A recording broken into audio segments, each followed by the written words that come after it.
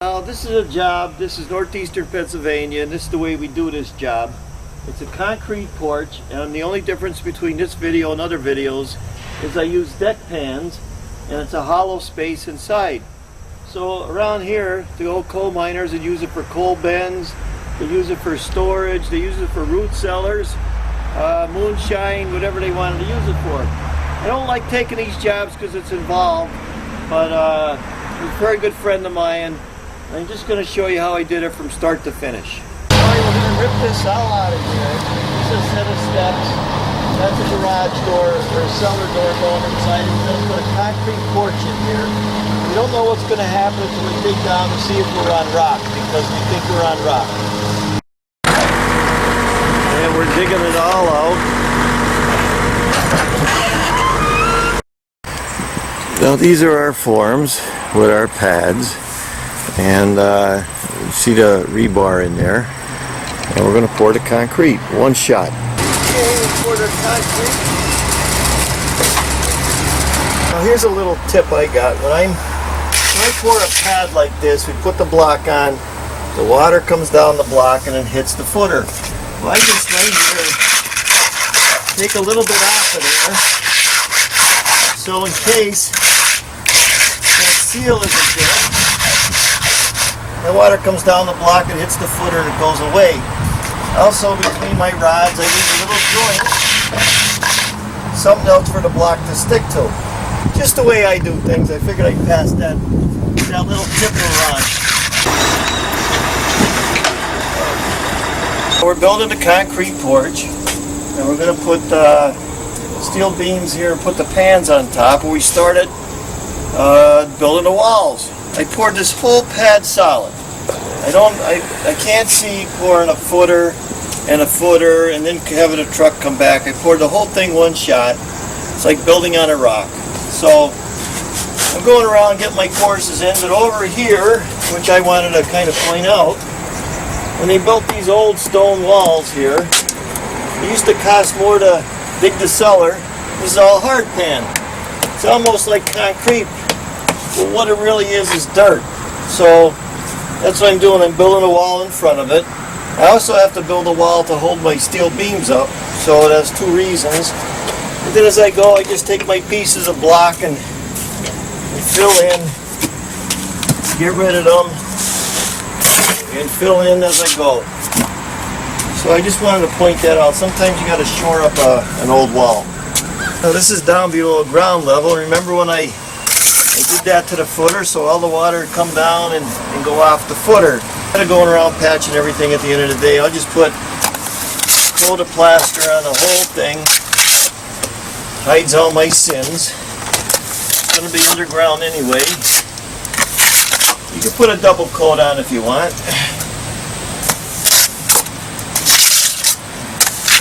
And then right down here on the bottom, you put our little cove. Just like that.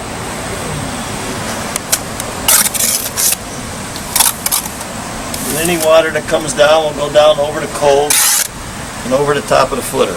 Now I plastered this, and I'm just going to go over the bad spots so that when I go over with the foundation coating, everything will be smooth and everything will work right. Now what we're doing, we are tarring this down below the dirt line and go all the way down here, if you could see down there, right over that cove I put in, right down over the footer, and then that way any water that comes down here is going to go right down here, hit that cove, and go over the top of the footer. We're putting this window in, and we have what we call sash blocks.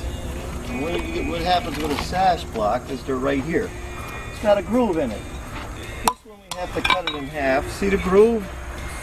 That's what you do to put these windows in, just like that. So that's the purpose. Everybody calls it a different. Around here we call it a sash block. That's how we use to put our windows in. Now I'm cutting, what I'm doing is cutting the rebar. I have to cut it 33 inches, right about there. I got my little blade here with a little saw with a metal cutting blade, and I just cut it.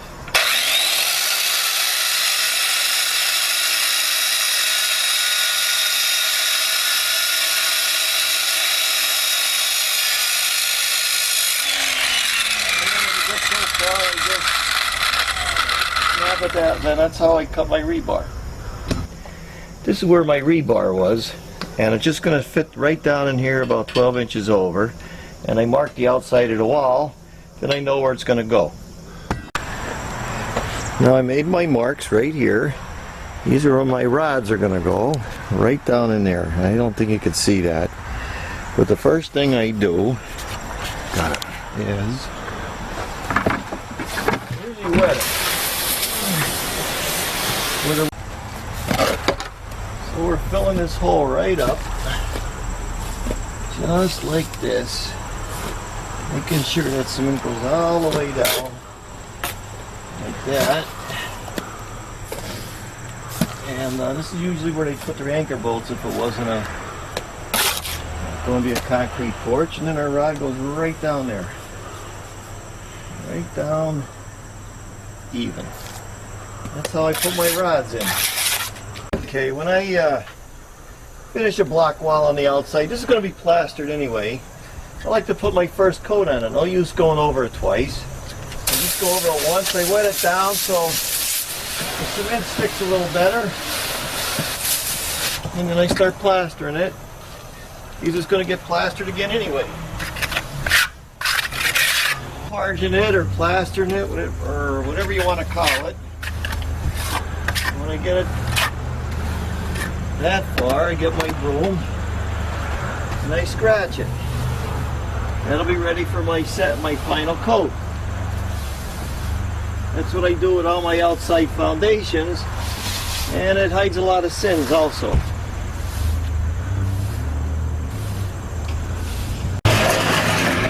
I'll put my deck got my steel beams on.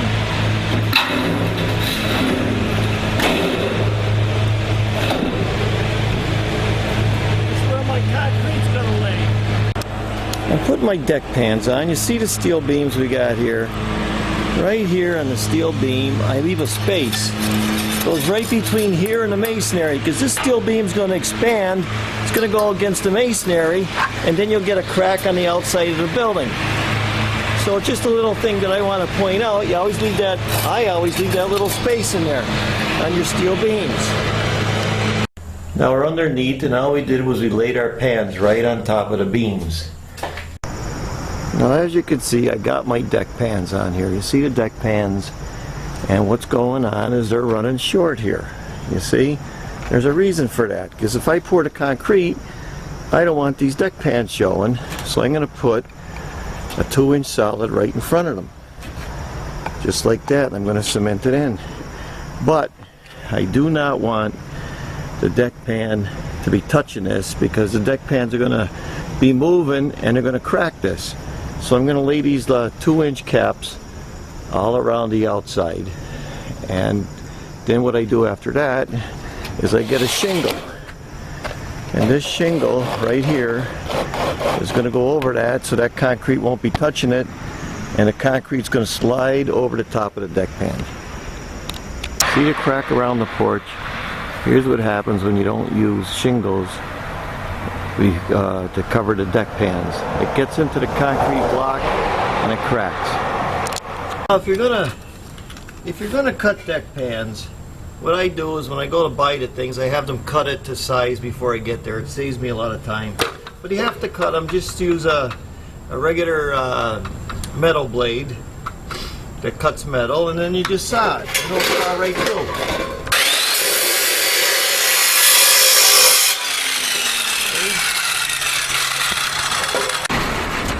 Here we are. I got it all settled out, and I got my wire in, and nothing is touching the masonry, so I know that when I pour it, everything's going to flow free. Okay, now we got our pans up, we got our shingles here, we got to get the concrete up here, and I don't think the truck's high enough. So anytime you get into a big problem and you want to know how to do something, you never get the engineers, you never get architects, you always get the laziest guy, because the laziest guy will always find the easiest way. How are we going to get the cement up here? I know, boss. Let's call the guy with the backhoe. I didn't ask you yet.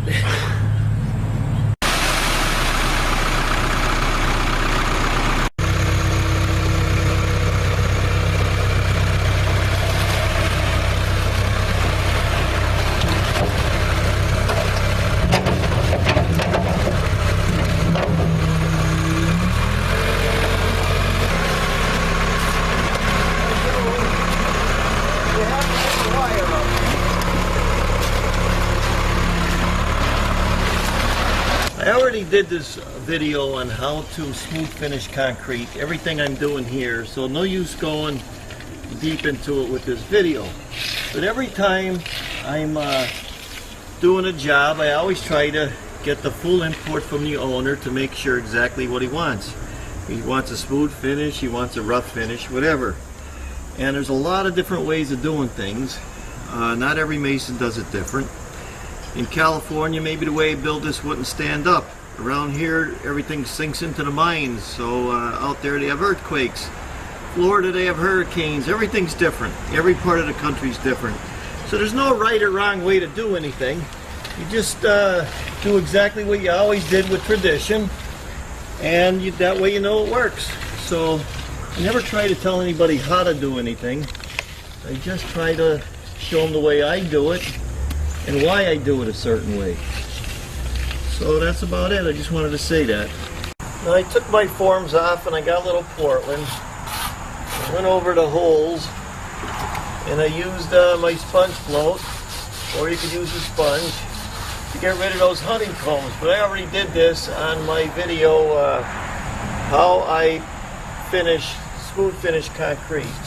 You can check that out there. What I'm doing now is I got to put a cellar door in here. And I measured this all out to do my steps before. I'm laying it dry. And then got to come up with the blocks to make it work. We were going to get the guy to come in and put the door, but we didn't have the height. It's more of a crawl space, so we're going to do it like this. We're going to pre-build it. What I'm doing is I'm piecing in along the door. I'm just putting it in, and I'm marking it.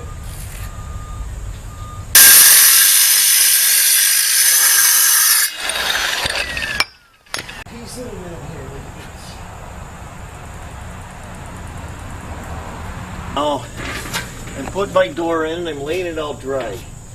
I want to make absolutely sure when I'm putting these kind of doors in that everything's going to fit properly. Now, installing these doors, I did it on my other video, how to put in a cellar door. Now what I want to do is I want to put a coat of stucco on it. I always wet it first.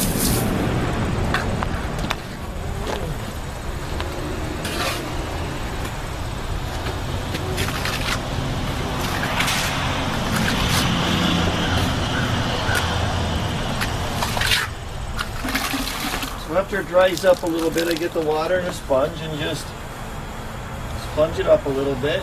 Even it out, yeah. Even it out. Then I just put some cement in here. Add a little water.